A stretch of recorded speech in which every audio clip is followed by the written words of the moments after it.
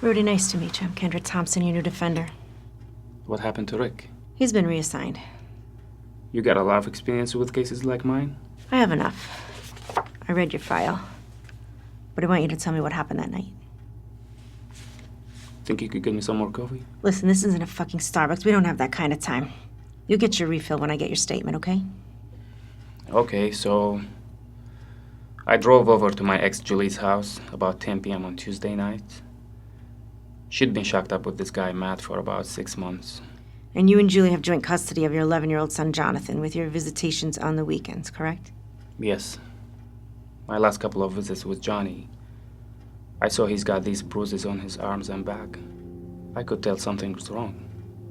He's not the happy guy he usually is. He wouldn't talk to me about it, just says he fell down a couple times and won't answer me straight. I know Matt's got a bad temper, and I wanted to talk to Julie about it. But she wouldn't answer my calls. Decided I needed to hash it out with her. Matt usually works the bar on Tuesday nights. I left my place at 9. Got there a little bit after 10. Had you been drinking? Yeah, just a couple beers before leaving the house. Go on. I pulled up to the house, debated for a half hour about leaving, but worked up the courage to knock on the door. Except Matt was there. Turned out he was off work. I tried to play it cool, said I needed to ask Julie something. But he said she took Johnny to the movies. I held my temper. But then Matt got suspicious, accused me of trying to get back with Julie. I told him to come down, but he grabbed a bat behind the door and swings it at me. I remember ducking and hearing it hit the screen door.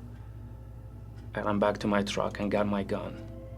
He chased me and swung again, right as I pulled my pistol from the glove box. I didn't wait for him to try again. Dropped him right on the lawn. I think it was 2, maybe 3 shots. I called the cops. I didn't try to run or nothing. They showed up in about 5 minutes, took me in, said I was charged with murder, DUI, and possession of unregistered firearm.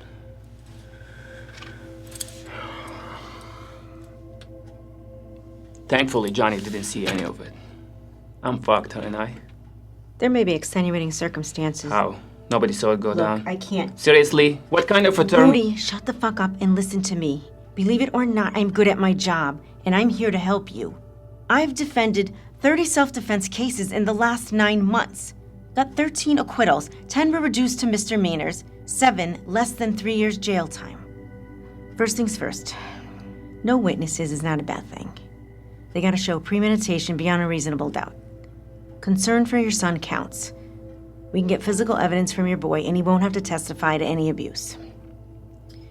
The damaged screen door and baseball bat also points in your favor, that you were in fear for your life. Rising blood alcohol level is a misdemeanor, so if the test was taken an hour or so after you drove, we'll push for it to be an inadmissible. Finally, the gun.